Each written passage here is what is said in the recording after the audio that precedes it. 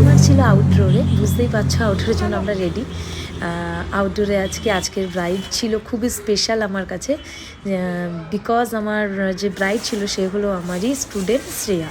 তা ওর ডেস্টিনেশন আমরা পৌঁছে গেছিলাম, সেটা হলো গ্রিন ভ্যালিতে ছিল একটা রিসর্টে।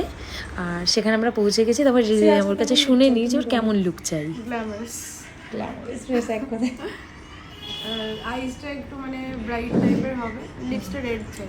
রেড খুবই একটা মিষ্টি মেয়ে শ্রিয়া, কিন্তু ওর মুখে অনেকটাই যেহেতু দাগ রয়েছে সেগুলো আমাদের কভারেজ করতে হবে। সেই কভার একমাত্র করতে পারে এয়ার ব্রাশ মেকআপ, তাই এয়ার ব্রাশ মেকআপ শ্রিয়া করেছিল।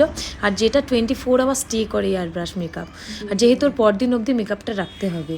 তা দেখো ওর লুকটা এয়ার ব্রাশ মেকআপ হলো। আর বুঝতেই পারছো ওর যে স্পটগুলো ছিল সেগুলো দেখো টোটালি কিন্তু মানে ঢেকে গেছে। আর তারপর ওরটা শুনে নি ওর কেমন লাগছে সাজার পর। কেমন লাগলো? দারুণ হয়েছে, আমি ভীষণ হ্যাপি। আমি কোনোদিন ভাবতে পারিনি আমাকে এরকম দেখাবে, সত্যি একদম আনএক্সপেক্টেড। মানে ভীষণ সুন্দর লাগছে, যেরকম চেয়েছিলাম, গ্ল্যামারাস একদম রয়্যাল লুক এসছে।